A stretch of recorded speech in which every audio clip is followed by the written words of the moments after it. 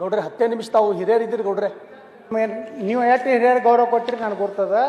ತಾವು ನಂತರಾಗ ಹಸ್ತಕ್ಷೇಪ ಮಾಡಬೇಡ್ರಿ. ನಿಮ್ಮ ಬಿ ಜೆ ಪಿಯವ್ರು ಯಾರು ಸಮಯ ಇದ್ರೆ ತಗೋರಿ. ನನಗೆ ಹಿರಿಯತನ ಕೊಡ್ಲಕ್ಕೆ ಹೋಗ್ಬೇಡ್ರಿ. ಬಿ ಜೆ ಪಿಗೆ ಎಷ್ಟು ಹಿರಿಯತನ ಕೊಟ್ಟಾರೋ ನನಗೆ ಗೊತ್ತಿದೆ. ಸನ್ಮಾನ್ಯ ಅಧ್ಯಕ್ಷರೇ, ಇವತ್ತು ನಾನು ಮೊದಲೇದಾಗಿ ನಿಮಗೆ ಧನ್ಯವಾದಗಳನ್ನು ಸಲ್ಲಿಸಲಿಕ್ಕೆ ಬಯಸ್ತಾ ಇದ್ದೀನಿ. ಯಾಕಂದರೆ ಕಳೆದ ವಿಧಾನಸಭಾ ಬೆಳಗಾವಿ ಅಧಿವೇಶನದಲ್ಲಿ ನಾನು ಮೊದಲು ಪತ್ರ ತಮ್ಮ ಬರೆದಿದ್ದೆ. ಏನಾಗ್ತಿತ್ತಂದ್ರೆ ಅಧ್ಯಕ್ಷರೇ, ಬೆಳಗಾವಿ ಅಧಿವೇಶನ ಅನ್ನುವಂಥದ್ದು ಕಾಟಾಚಾರಕ್ಕೆ ಆಗ್ತಾಯಿದೆ.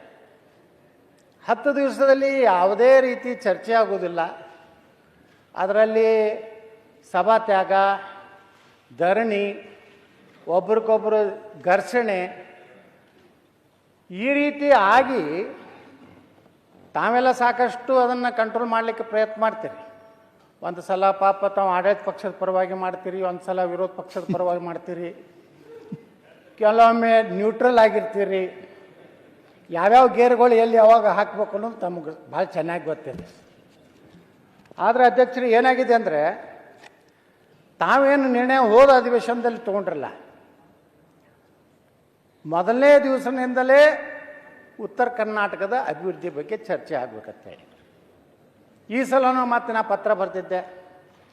ಅಲ್ಲಿಂದ ಕಾಂಗ್ರೆಸ್ ಮತ್ತು ಬಿ ಜೆ ಪಿಯನ್ನು ಬಿಸ್ನೆಸ್ ಅಡ್ವೈಸರಿ ಕಮಿಟಿ ಒಳಗೆ ನಿರ್ಣಯ ಮಾಡಿ BSc ಅದರೊಳಗೆ ಮಾಡಿ ಇವತ್ತು ಮಂಗಳವಾರದಿಂದಲೇ ಚರ್ಚೆಗೆ ನಮಗೆಲ್ಲ ಅವಕಾಶ ಕೊಟ್ಟಿದ್ವಿ.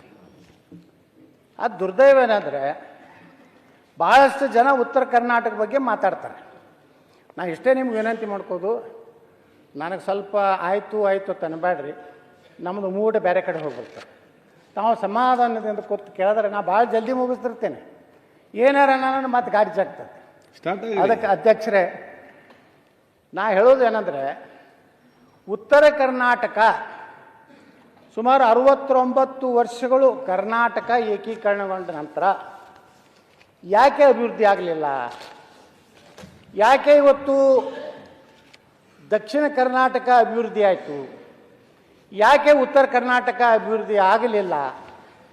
69 ವರ್ಷಗಳ ಸುದೀರ್ಘವಾದಂತಹ ಒಂದು ರಾಜ್ಯ, ಭಾಷಾವಾರು ರಾಜ್ಯ ರಚನೆ ಆದಮೇಲೆ ಇವತ್ತು 2 ಭಾಗಗಳು, ಒಂದು ದಕ್ಷಿಣ ಭಾಗ, ಒಂದು ಉತ್ತರ ಭಾಗ,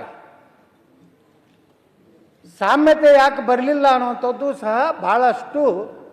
ಕೇವಲ ನಾವು ದಕ್ಷಿಣ ಕರ್ನಾಟಕದವರು ಅವರು ಭಾಳ ಪ್ರಭಾವಿಗಳು, ಅವರು ಬೆಂಗಳೂರಿಗೆ ಭಾಳ ಸಮೀಪಿದ್ದವರು, ಅವರು ತಮ್ಮ ಭಾಗದ ಅಭಿವೃದ್ಧಿಗಾಗಿ ಗಟ್ಟಿಯಾಗಿ ಮಾತಾಡುವಂಥವ್ರು,